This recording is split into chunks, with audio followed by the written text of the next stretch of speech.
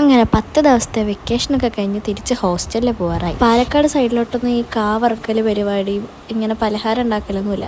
പക്ഷേ എൻ്റെ അമ്മമ്മയുടെ വീട് വൈക്കത്താണ്. അങ്ങോട്ടൊക്കെ ഓണത്തിന് ഒരുപാട് പലഹാരങ്ങൾ ഉണ്ടാക്കും.